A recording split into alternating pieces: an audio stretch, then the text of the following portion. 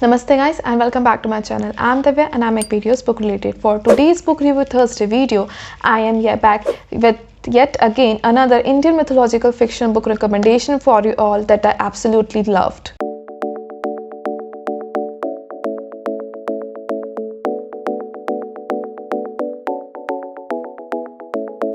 So for today's book review Thursday video, I am going to review this book, that is The Genius of Indraprastha by Harshwardhan. So The Genius of Indraprastha by Harshwardhan is about a place that is Gondwana in India, which has these 5 main tribes that are Asuras, Varnas, Garudas, Aryans and Vaishyas. These main 5 tribes are the main local people of this place. But there is this foreign invasion by the Khitmatgars led by the commander Bhakt Singh, which has led this place into whole ruins, and he has acquired so many other kingdoms and is just increasing his land vastly. So for me, this book is divided into 2 main parts, that is present and past.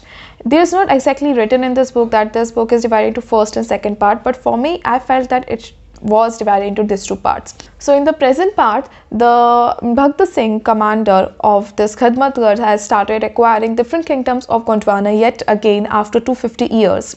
And in the second part, that is the past part, in which we get to know that the newer generation has now getting to know about this, who was the genius of Indraprastha and how Indraprastha was being invaded by Khidmatgars. Now there were 2 main characters in this book, that was a genius of Indraprastha, that is Prince Martand, and the villain of this book, the commander of Khidmatgars, that is Bhakt Singh.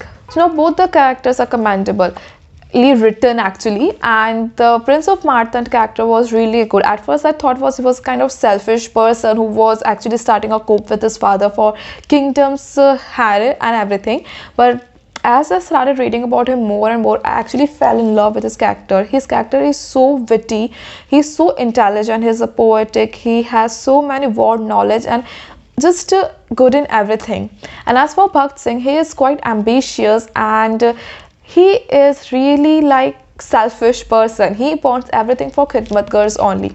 He was not actually chosen to become a commander of Khidmatgar before the previous commander died, but there is this another person that is who helps him and made him become this commander, and now he is on this journey to make whole Gondwana of Khidmatgars. So there are many things in this book that I really loved. The first and foremost thing that I really loved in this book was how scientific things are used to explain every myth of our Indian culture, Indian history, like how Vayuvyan, like the airplanes and everything, moves, and every other thing was explained by a scientific mean. And yet another thing that I really loved in this book was that how Indian historical figures, names and characters were used in this book.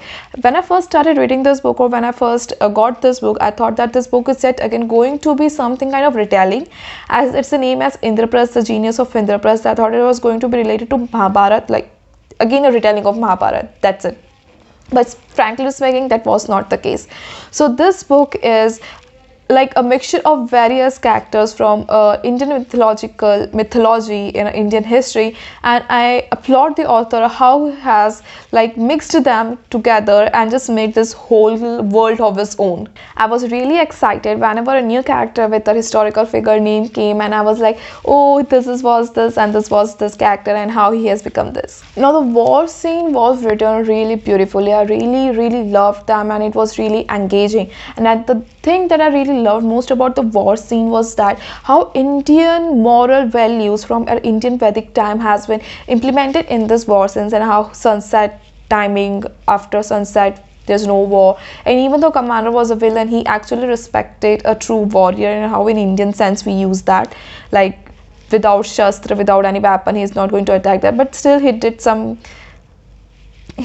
what he did in this book. You have to read to know about that. Now there's another main thing on which this whole book stands, that is this quotation from Sanskrit, that is Jnanam Amulya Asti, meaning knowledge is invaluable.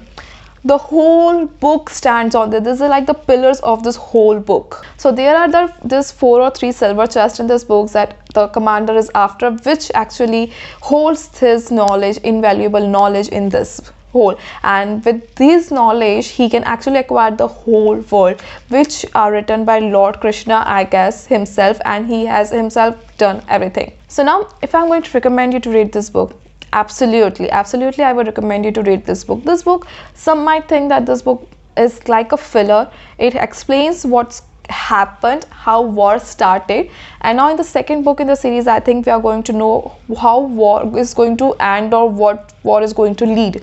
So I think this is how it's going to be in sequence. But I would really recommend you to read this book, as this book was really good. So do comment in the comment section if you have read this book or are you planning to read this book now. So goodbye till the next video.